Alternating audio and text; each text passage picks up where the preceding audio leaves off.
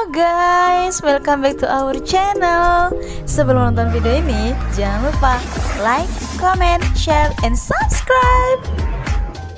Video ini kami tujukan untuk memenuhi tugas pada mata kuliah Hubungan Antar Pemerintahan, jurusan Ilmu Administrasi Publik, Fakultas Ilmu Sosial dan Ilmu Politik Universitas Sriwijaya. Sebelum lanjut nonton video ini, kenalin dulu nih member terkece kami. Check it out!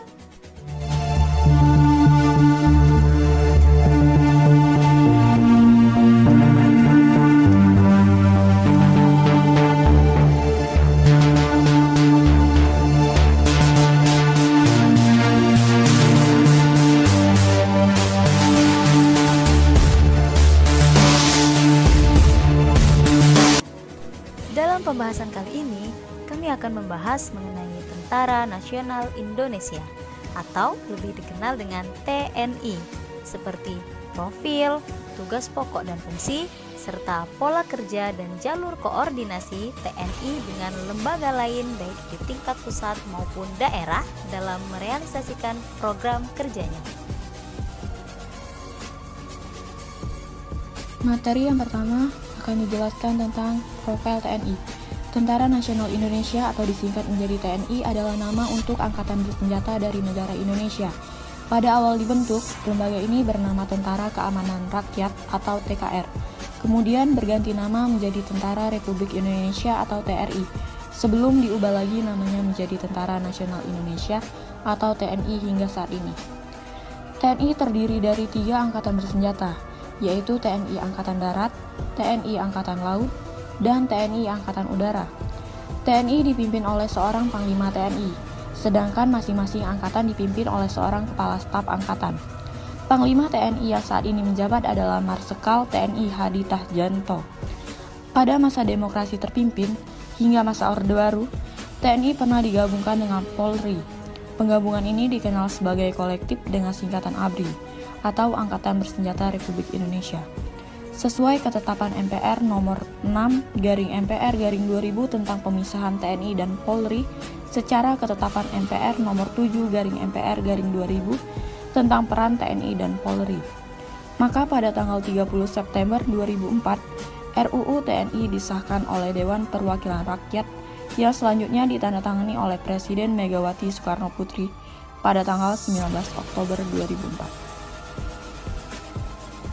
Baiklah, saya akan menjelaskan tugas pokok dan fungsi dari TNI. Tugas pokok TNI adalah menegakkan kedaulatan negara, mempertahankan wilayah negara Kesatuan Republik Indonesia yang berdasarkan Pancasila dan Undang-Undang Dasar Negara Republik Indonesia tahun 1945, serta melindungi segenap bangsa dan seluruh tumpah darah Indonesia dari ancaman dan gangguan terhadap keutuhan bangsa dan negara.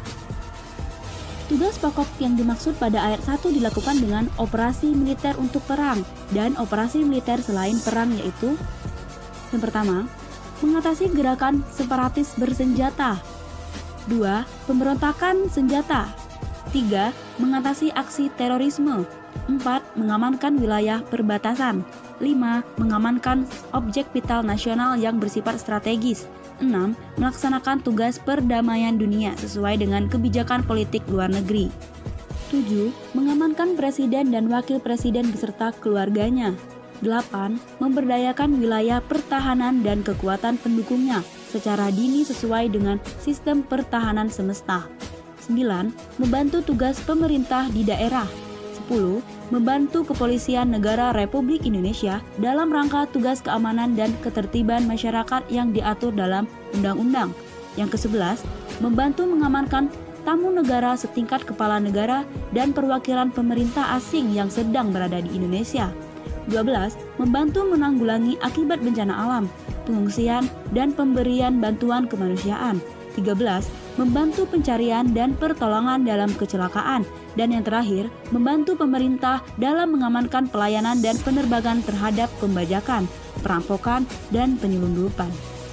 Ada 2 fungsi dari TNI. Yang pertama, sebagai pertahanan negara yang berfungsi sebagai penangkal terhadap setiap bentuk ancaman militer dan ancaman bersenjata dari luar dan dalam negeri, terhadap kedaulatan wilayah dan keselamatan bangsa, serta penindak terhadap setiap bentuk ancaman sebagaimana dimaksud pada ayat 1 huruf A, dan pemulihan terhadap kondisi keamanan negara yang terganggu akibat kekacauan keamanan. Fungsi yang kedua, dalam melaksanakan fungsi sebagaimana yang dimaksud pada ayat 1, TNI merupakan komponen utama sistem pertahanan negara. Pembahasan selanjutnya mengenai pola kerja dan jalur koordinasi TNI dengan lembaga lain dalam merealisasikan program kerjanya.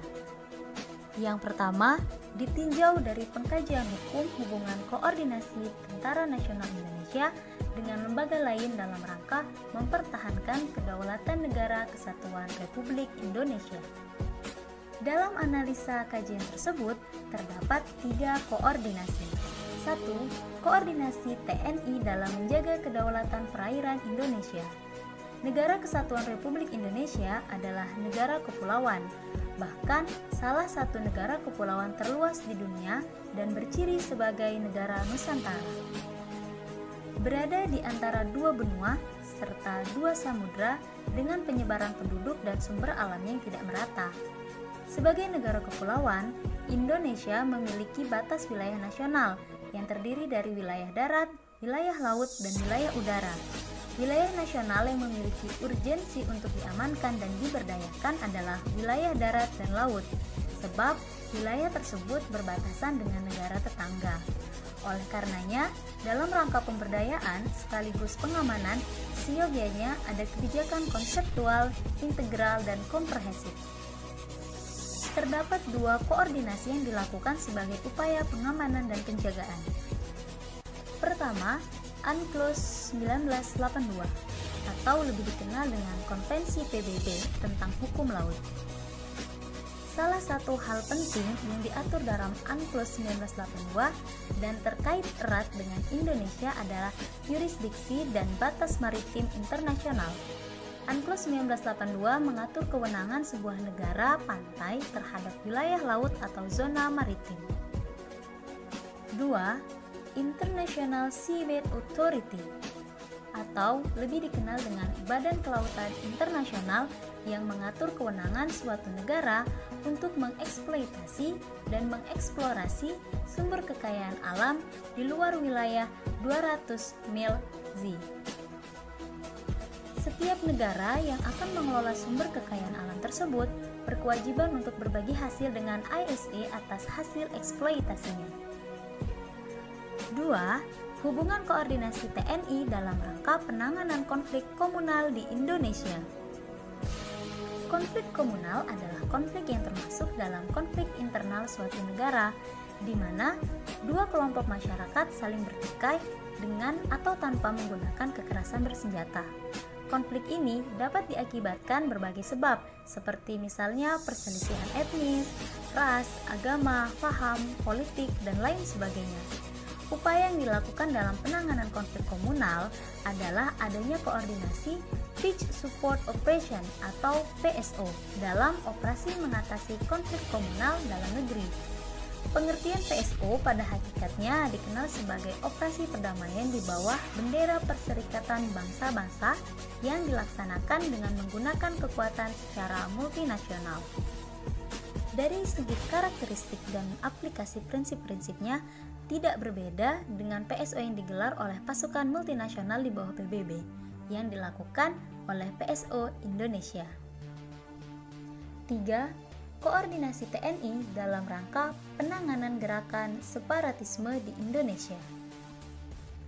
Tugas mengatasi gerakan separatisme bersenjata merupakan salah satu tugas pokok TNI dalam operasi militer selain perang atau OMSP. Dalam melaksanakan operasi mengatasi gerakan separatis bersenjata TNI harus berpedoman kepada ketentuan hukum nasional dan internasional yang berlaku, sehingga di dalamnya memerlukan koordinasi yang kuat dalam penanganan hal tersebut. Dengan adanya koordinasi yang kuat, maka akan mencegah terjadinya konflik gerakan separatisme di Indonesia. Yang kedua, pola kerja dan jalur koordinasi Tentara Nasional Indonesia dengan Kementerian Pertahanan dalam bidang penanggulangan bencana. pihak yang berkoordinasi pada bantuan kesehatan di lingkungan Kementerian Pertahanan dan TNI dalam penanggulangan bencana ada 2 kategori, yaitu 1. Tingkat pusat.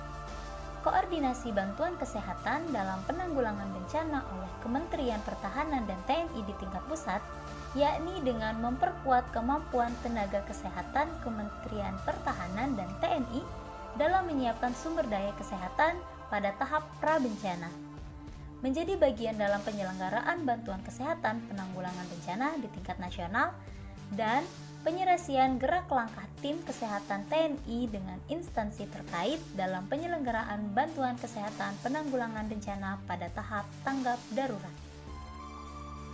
2. Tingkat daerah.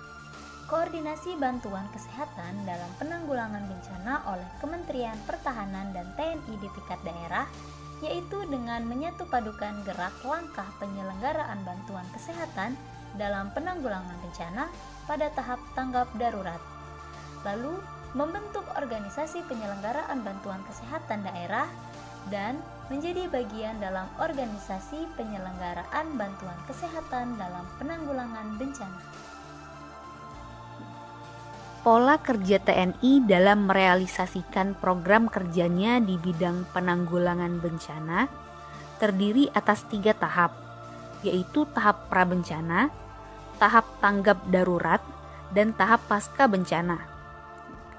Pada tahap prabencana, pola kerja TNI dilakukan dengan mengkoordinasikan rencana kegiatan berupa upaya preventif atau pencegahan, mitigasi, serta kesiapsiagaan bantuan kesehatan dalam penanggulangan bencana. Pada tahap preventif atau pencegahan dini, peran TNI masih terbatas pada sosialisasi dan masih didominasi oleh Satkowil dan jajarannya. Kegiatan yang dilakukan berupa sosialisasi kemungkinan bencana yang dapat terjadi dan berdampak kepada seluruh masyarakat di wilayah masing-masing, serta sosialisasi tentang peraturan-peraturan maupun perundang-undangan yang berkaitan dengan penanggulangan akibat bencana. Kedua, tahap mitigasi atau pengurangan resiko. Peran aparat Satkowil bersama dengan Pemda setempat masih terkonsentrasi pada merealokasikan masyarakat yang bertempat tinggal di daerah rawan bencana. Kegiatan ini dilaksanakan untuk menempatkan masyarakat ke daerah yang aman dan jauh dari daerah bencana. Kegiatan tambahan yang dilakukan sebatas melakukan pengecekan terhadap bendungan atau waduk dan membuat tanggul untuk mengalirkan banjir bandang atau banjir lahar bersama dengan Pemda dan masyarakat setempat. Tahap ketiga yaitu kesiapsiagaan. Pada tahap ini, kegiatan yang dilakukan oleh Satkowil bersama dengan pemerintah masih terbatas. Pertama, melaksanakan latihan kesiapsiagaan untuk melatih masyarakat agar tanggap pada saat terjadinya bencana. Kegiatan berupa gladi lapang bencana bersama masyarakat setempat bertujuan menguji protap penanggulangan bencana yang telah dibuat oleh TNI dan Pemda. Kedua, dengan melakukan pendataan terhadap jumlah penduduk di daerah kemungkinan terjadinya bencana. Ketiga, melakukan inventarisasi terhadap tempat yang dapat digunakan sebagai posko bencana, dapur umum, dan tempat-tempat pengungsian. Keempat, bersama dengan BPBD melaksanakan sosialisasi kepada instansi yang masuk ke dalam organisasi BPBD sehingga instansi tersebut tahu akan tugas dan fungsinya. Terakhir, bersama dengan BPBD membuat peta rawan bencana di daerah. Tahap selanjutnya yaitu tahap tanggap darurat. Pada tahap tanggap darurat bencana, TNI tidak lepas untuk turut ikut serta dalam penanggulangan bencana. Meski upaya-upaya mitigasi telah dilakukan, ketika terjadi bencana masih saja di lapangan sering terjadi permasalahan dalam proses tanggap daruratnya. Tidak dipungkiri, dalam tahap tanggap darurat bencana, baik itu TNI Angkatan Darat, Angkatan Udara, maupun Angkatan Laut, memainkan peranan yang cukup penting. TNI memiliki peranan untuk membantu pencarian korban bencana dengan tetap berkoordinasi bersama instansi dan badan yang terkait.